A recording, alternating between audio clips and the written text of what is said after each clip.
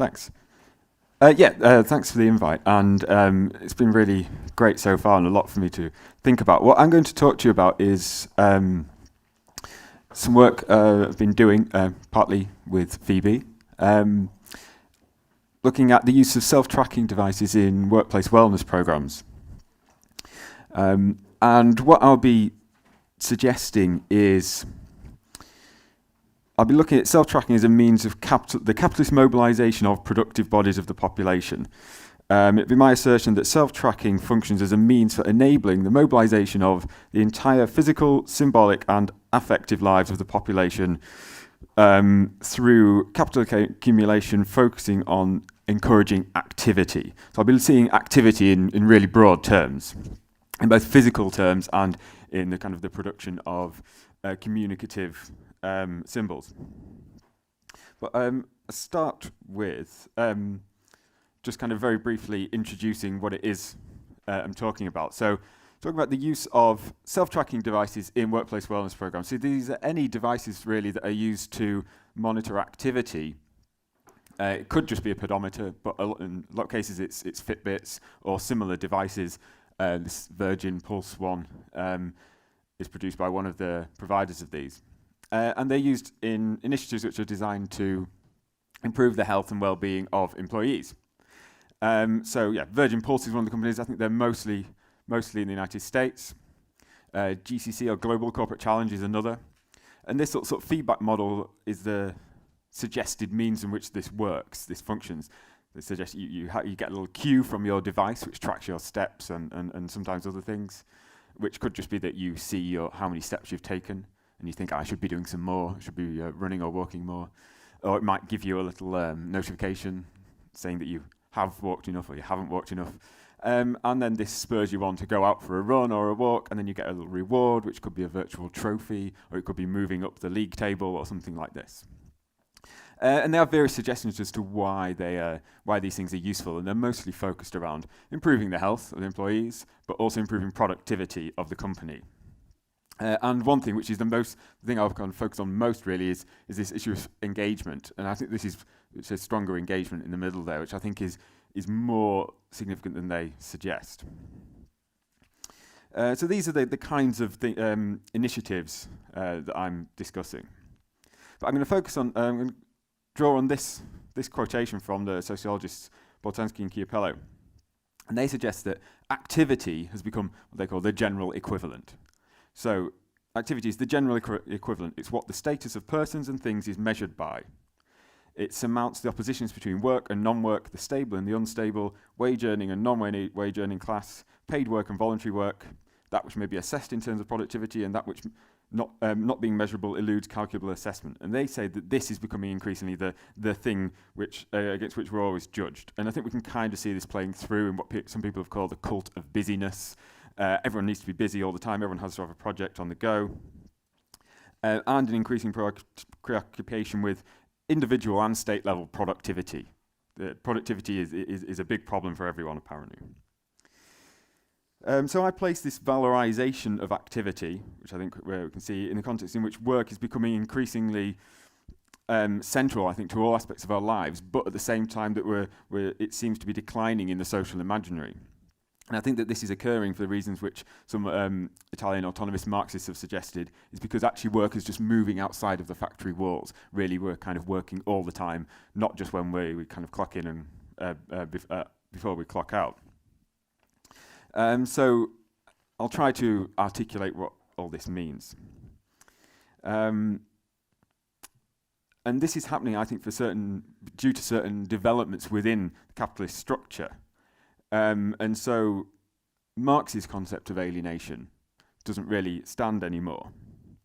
For Marx, he suggested that the capitalist production process wouldn't allow workers to be creative or emotionally engaged, so they started to feel kind of like robots. So they were alienated. But in the contemporary economy, it is our emotional and social lives which capitalism needs to appropriate, as well as our physical working bodies, in order to generate profit. So emotional labour, social networks, the relationships between people are all central to the productive processes. And I think self-tracking is one means of enabling the appropriation of this, of all these different aspects for capitalism. So I'm going to suggest 2 ways in which activity has become valorized, and then self-tracking enables and encourages activity. So the reproduction of productive bodies and the generation of symbolic value, data and network connections and various other things. So I've seen these both as types of activity, as physical movement and also the production of kind of symbolic things. So first, in terms of productive bodies. So I'll suggest that, well, actually no, I'll just put this quote up. So this is from Gray and Delay. My French pronunciation is not too good. This is kind of the mantra for this section. They suggest that the living machine must become as adapted as possible to the social mechanism into which it is, in fact, integrated, so that its productive act develops in optimal conditions and its gears don't grind too loudly. So, they were talking about sort of mid-20th century psychology and suggesting its place within enabling the integration of individuals into the productive processes of capitalism. We don't want their gears to grind too loudly, just want them to get on with being productive. And I think we can see the aspects of self-tracking I'm discussing as being part of a similar kind of process. So when I was went to speak to some people who were involved in implementing these kinds of wellness programs to see why they wanted to do it. And they were all super enthusiastic about them. They thought they were great, but they acknowledged that they didn't really think that they actually really made anyone much healthier or improved their wellness in particular. And this is because most people engage with it. There were usually how these projects work is that people get together in teams and track their steps collectively for 6 weeks or so, compete against other teams in their organisation and elsewhere to see who can walk the furthest distance over that time. So it's kind of like a group project. But they suggested that actually, in most cases, people didn't really keep that up for very long. Even for the 6 weeks, most people their interest dropped off after 3 or 4 weeks. And it only really benefited super competitive people who were already kind of running marathons and things like this anyway. So it's kind of an optimization. But they thought it was great anyway. And it's for these kinds of reasons. This is a quote from one of my respondents. They said, as well as competing with other teams, they're also competing against themselves. Every day you'll try and walk more steps. You'll try and build a healthier lifestyle and healthier habits. Someone else said, it's about yourself as an individual. You put your goal. It's about setting your goal and then trying to meet that. So it's about this kind of internal process of pushing yourself on to do more, be more active, rather necessarily than actually achieving any kind of greater healthiness or anything like that. So I suggest this is really actually part of building an entrepreneurial self. And I won't go into too much detail about this because I think other people are going to talk about very similar things actually from reading other people's papers. But it's about making people more competitive, more driven, getting them to focus on being tenacious, adaptable, restless, always striving to be doing more all the time. But in order to build an entrepreneurial self, we need to kind of construct a certain kind of subject. And there's a fantastic book by Ulrich Brocklin called The Entrepreneurial Self. And he says about how entrepreneurialism is intimately connected with notions of empowerment. And we can see these devices and programs as means of empowering workers within a certain kind of way. And he suggests in order for empowerment specialists to promote people's potential to self-govern, they must first frame their problems as essentially caused by a lack of self-government. So this certainly involves individualizing, if not the causes of the problem, then the solution. So they need to encourage people to think that the way to being better, healthier, just a generally a better person is individual and is down to a lack of self-government. And I think we can see this in the ways in which many self-tracking devices are also effectively productivity devices, productivity measures. The Withings HealthMate is a self-tracking iPhone app. But it's a steps tracker and life coach, and the two go together. And life coaching is a big part of entrepreneurialism as well. You set your goal, log your food, you track your trends, you track and improve, and it's all about these kinds of ideas. And it's the same kind of thing I think that we saw at the beginning with those. It's about individualizing this kind of process of self-improvement by tracking yourself.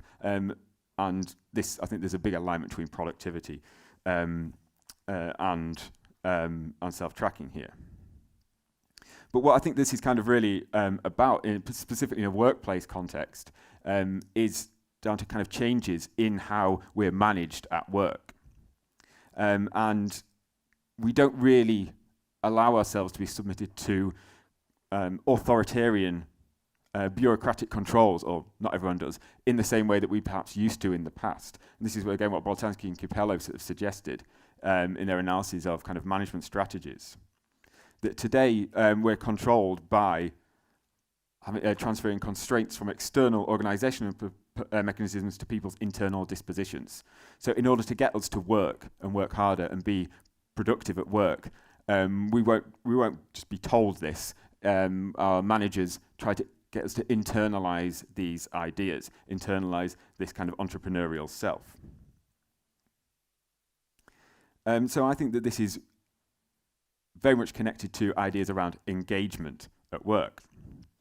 Because if we won't be submitted to these very authoritarian controls at work, we have to be encouraged to be productive at work by our employers. We have to be engaged. And in the management discourse around this, they make intimate connections between engagement and well-being. And the two go together for them. And what engagement here really is about encouraging people to work to align their own goals with those of the organization. That's what they really mean.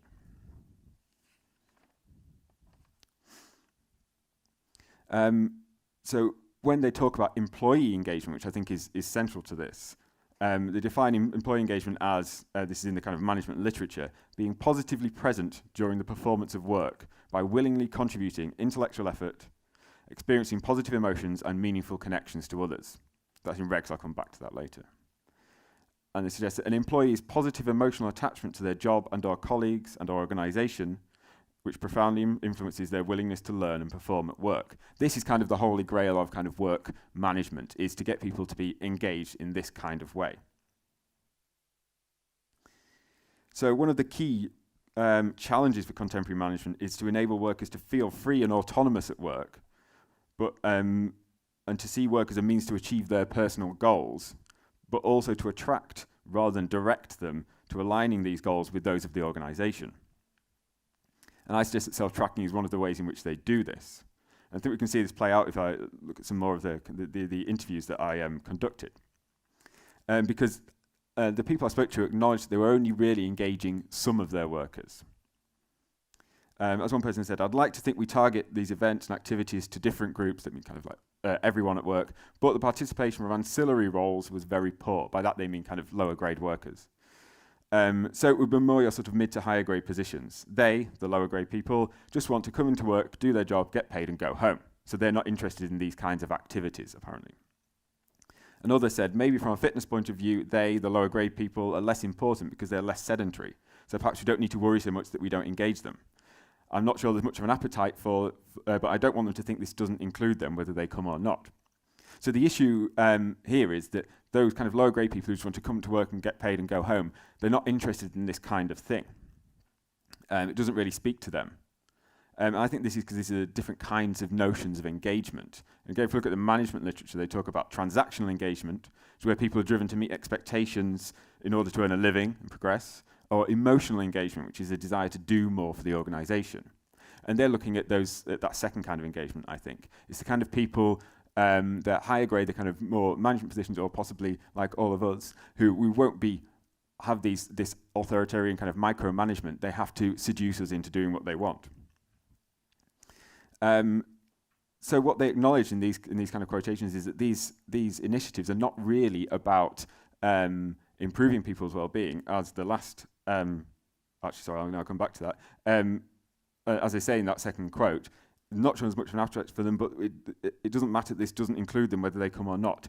This isn't about people taking part in stuff. It's people knowing that it's going on and feeling good about an employer that does these things. So I'll come back to that point. It's about this emotional engagement with your employer. And again, from the management literature, they say that employees will also need to be persuaded that engagement has something in it for them. So we need to show more clearly that engagement improves individual health, stress, and well-being. So workers need to be engaged in a way in which it's seen to improve their well-being, improve their life for themselves. So that's one way which I think these programs, these self-tracking programs, when they're implemented in the workplace context, are about, I suggest, improving productivity, but making people more engaged and more productive at work, but in this kind of detached fashion. But I think they're also about producing symbolic value. And this is the bit that I've kind of maybe worked out the least, so I'm really interested to know what people think about this. But I think this is, it seems like a side product, but is actually, I think, more central than is acknowledged, is the production of symbolic value through these devices. And I contextualize this in the insight from Franco Berardi. He suggests that now we're in a state of semio-capitalism, which takes the mind, language, and creativity as its primary tools for the production of value. In the sphere of digital production, exploitation is exerted essentially on the semiotic flux produced by human time at work. So all kinds of self-tracking, including the workplace ones I'm talking about, produce symbols, data, as people have already talked about, such as these kinds of things. They produce, you can maybe generate Strava badges like this and produces data on you. And what these do is they turn exercise activity into something obviously quantified, but also, as Lomberg and Franson have suggested in a great paper that you should read, into something communicational. And of course, any kind of exercise activity or human activity could be meaningful and communicational in certain ways. If I go for a run, as well as trying to exercise, I might be portraying myself as this healthy, virtuous person. But also, in this context, when my exercise activity is turned into a number, it becomes directly communicational in a different kind of way. Because all the heterogeneous different kinds of exercise activities that lots of people engage in become standardized, and then they can be kind of combined together, they can be compared. We can compete with one another, we can communicate with one another in this kind of way. So I suggest that digital tracking is productive of certain kinds of meaning. I'll come back to this, but that map is from a similar one of these projects that was set up by my organisation themselves, and it was where we got into teams. We had to collectively try to walk from London to Rome over kind of 6 weeks period. That's another way in which I think it becomes communication. We all become this symbol on a map that we're moving across Europe. But I think that we need to understand this in the context in which, as other people, such as Goldhaber and Christian Morazzi and Bernard Stiegler have suggested, that we live in an attention economy. And in the kind of societies which, like the ones that I think that we all live in, which are dominated by cultural and knowledge-based industries, where cultural production is abundant, the scarce resource is actually attention. So I have more playlists saved on Spotify than I'm ever going to listen to, more PDFs saved on my Google Drive than I'll ever read, a longer Netflix list than I'll ever look at. The cultural products aren't scarce, but attention is. And in this context, Bernard Stiegler suggests that we've seen an increasing significance of what he calls the programming industries, by which he means kind of media, and actually really this is spread out into virtually all areas, which are engaged in a form of psychopolitics, which is that he suggests contemporary power technologies no longer mainly aim at disciplining bodies or regulating life processes, but at controlling and modulating consciousness. And that media technologies, such as these self-tracking devices, are engaged in trying to modulate our consciousness, to direct our attention in certain ways, because it's our attention that is needed. And again, this is related to that notion of engagement and engagement at work. We can't be kind of directly, strictly controlled by management. They have to direct our attention in certain ways, whether that's towards ourselves, to kind of self-discipline ourselves, or, as I'll suggest in a moment, outwards. So this is about, for me, about the kind of capital appropriation of our emotional, our affective lives, our symbolic lives. So just to return to this quotation, as I said, that last point, this isn't about people taking part in stuff, it's people knowing that it's going on and feeling good about an employer that does these things. It's about managing our attention, our emotional and our affective lives. To take another quotation from one of my interviews, what someone said was, we call it employer brand. So in terms of us, in terms of return on investment, it's about improving our employer brand so that we attract people who want to work for the company. So this isn't about, again, it's not about making people healthier or fitter. It's about managing the perception, managing the attention of their workers, so their workers will think, this is a good place to work, this is good. And also they'll be able to attract other good workers as well. And the advertising for the Virgin Pulse initiative says similar things. It says, show them some love, they'll love you back. Support what gets your employees going, they'll care more about your business. It's about managing the relationship with your employees. And this is in the context in which I think there's been a change in discipline. And as lots of people, Zygmunt Bauman for one, suggested that the panoptic model of domination doesn't really kind of hold sway so much necessarily anymore, at least not for certain groups of people. So rather than being drilled and disciplined, we're managed, he suggests, like swarms of bees. If you want to manage a swarm of bees, you can't train them in a training camp. You have to attract them to the nice, pretty flowers. And they do the same kinds of things. And this is particularly the case, I think, with social media, which works off developing a buzz and virality and this kind of thing. And again, to return to the kind of management literature on engagement, which I think is intimately connected with this, this is understood as the emergence of employee engagement as an important thing was described as the realization that there was a huge potential reserve of energy and commitment in organizations which could be released by making meaning for people, and highlighted the fact that people desperately need meaning in their lives and will sacrifice a great deal to institutions that will provide this meaning for them. So there's this kind of latent energy in the population of workers that needs to be harnessed. And you harness it by generating meaning, and certain kinds of meaning, employer brand, for instance. And again, from the management literature, people are seeking something more meaningful and sustainable than engaging with a corporate strategy. Many employees want to engage with social missions beyond the organization. So this is partly the rationale for kind of corporate social responsibility, but also for these kinds of programs. And that mission might actually be quite individualized, like with those Virgin Pulse kind of images. It's actually about developing your self-project, becoming happier, healthier, this kind of thing.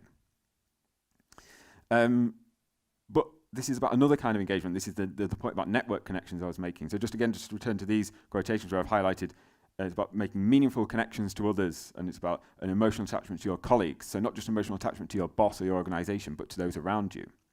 And I think that these kind of programs are useful for this as well. So this is, again, from the program that was implemented at my university. We were very much encouraged to be posting things on Twitter about how far we've walked and what we've been doing. We were provided with a selfie stick, so we could take pictures of ourselves, as people have done here, or of their dog wearing sunglasses, things like this. And so this is about, I think, engaging people's attention towards this thing, managing the flows of attention towards these things. So partly to think, I should be doing that, I should be pushing myself more, but also to manage this emotional relationship. And again, to return to Boltanski and Capello, they suggest that today, the ideal typical figure of contemporary capitalism is connectionist. It's someone who's connected to lots of networks, someone who is connected to lots of people, and they know what connections to exploit and which ones to ignore. And as Duguay and Morgan, who were writing about Boltanski and Capello, says the network extender is the nodal point of various networks. That's the ideal person, the person who's connected to lots of people, who's got 5,000, 10,000, 1 million Twitter followers, whatever else. And I think that these are encouraging people to do that. It's encouraging people to connect with others in this kind of way. And again, some of the quotations from my research, one person said, that's why they thought it was good. They said, it's the camaraderie, because actually most of the teams are in the same departments. They see them each day. They start bouncing off each other. Someone else said about why they wanted to do it. It's a healthy workforce, but it was engagement as well, the whole staff engagement thing. the feedback we got from people who did this, aside from some of the competitiveness, was it was more of a real team spirit. There was a buzz in the air around departments with people doing things as a team, speaking to people they wouldn't normally do. It was people making connections. They're becoming connectionist. And so I just did, I won't go into much detail on this, but I did a very brief kind of basic Twitter analysis of the hashtag for this initiative, which is called Beckett Steps, Leeds Beckett University, to see who the most sort of influential Twitter users of this hashtag were. There wasn't a vast amount of use of it, as you can see. But the two big ones, which have got their nodes highlighted in red, is Beckett Steps, which is the official Twitter account, and then the second one at the top in the middle, the Dean of the Faculty of Health, who were the most kind of prolific tweeters on this hashtag. And as you can see, just very briefly, what this formation, this particular formation, this star-type formation means is that they were very influential. They were kind of central to the networks, and they were directing kind of the meaning. They were kind of very powerful in constructing the meaning around what was going on here. And everyone else was relatively not influential. And again, just to kind of at this point that it's about generating meaning in certain kinds of ways, and that actually that their health isn't really a very big part of it. I asked them about how they measure well-being, what it kind of means to them. And one of them said, trying to quantify the benefits of wellness programs is a challenge. How you quantify it really is on feedback. So we use a couple of different feedback systems, but the feedback for this was overwhelmingly positive for this GCC program. So they thought it was good. The feedback was good, so therefore it was successful. Someone else said, one really good indicator at the moment is if you look at our staff survey last year, the question was, the organisation is interested in my well-being. We got 72%. So 72% of our staff think that we're interested in their well-being. And as they go on to say, the national survey for that sector, the average was 52.6. So they were doing well. So they're managing that emotional relationship. That was a good outcome, not improving kind of health. So just to kind of end up, what I suggest is kind of going on here is it's a particular kind of control through encouraging and stimulating activity, both of physical activity, movement, and also of engagement and the generation of symbolic value on social networks and things like this. What is occurring is a form of what Richard Lazzarotto, drawing on Felix Guattari, suggests is a form of diagrammatic control, which he says is something which circumvents representation, consciousness, and language, and initiates a process that exploits the difference between subjection and enslavement. And what he means by this is that we're engaged on the level of what he calls asignifying semiotics. So signifying semiotics is kind of normal kind of language that we find in a book or something. Asignifying semiotics are things like data and algorithms and codes and tables and things like this. These are not aimed at subject constitution, but at capturing and activating pre-subjective and pre-individual elements, affects, emotions, perceptions, to make them function like components or cogs in the semiotic machine of capital. And so what he means here is that when we're being engaged on, not on the subjective level, but on the pre-subjective level, what Deleuze would call the individual, below the level of the subject. And so just to kind of highlight how I think this kind of works, is really, in a basic level, this is being entered into a spreadsheet. So this is the just fairly basic spreadsheet for the program I engaged in at work. You have to enter your data into the spreadsheet. There was also a kind of a knockout cup competition, sort of like a Euro 2016 kind of knockout running alongside it. And if you're encouraged to think about yourself on that level, you can't really argue with it on a subjective level. You are just that piece of data. I mean, you can argue it in a broader sense, but on that basic level, you are just that bit of data. Or in terms of like with this map, you can't engage with this in any other way. You're either moving towards Rome or you're not. And as with this network, this is a kind of form of diagrammatic control. I'm part of this network, and I'm getting these kind of flows of data coming at me. Being controlled in a diagrammatic way. The meaning is being controlled outside of my kind of level of consciousness, in a sense. I also did just another very basic kind of network diagram of the hashtag around the GCC, the kind of Global Corporate Challenge hashtag. And basically, really, all this is showing is that the most influential nodes in this were the official GCC Twitter feed, Richard Branson, who owns Virgin Pulse and have merged with that company, and then a few big employers, a few big banks and kind of councils and things like this.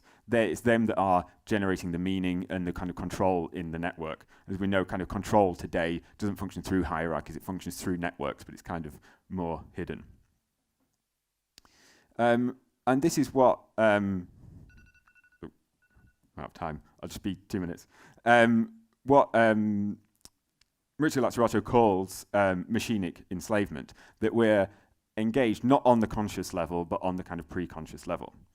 So again, it's this kind of feedback loop of developing a habit, and it's also notions of nudge and gamification, which other people have talked about. But just very briefly, I like this explanation of how nudge works. Nudge works if you want to get a mouse from one side of the table to the other, you lift up the table. With gamification, you put a piece of cheese at the other end. So with nudge, you manipulate the choice architecture to make it easier to run to the other side. You put some cheese there, put a little reward. But that's kind of engaging on that pre-subjective level. It's not engaging you as a kind of a discursive subject. It's engaging you just on this kind of automatic level, this nudging, this just pushing, the habitual level. So as Lazzarato says, machinic enslavement takes over human beings from the inside on the pre-personal level, as well as from the outside on the supra-personal level, kind of the network, if you like, by assigning them certain modes of perception and sensibility and manufacturing an unconscious.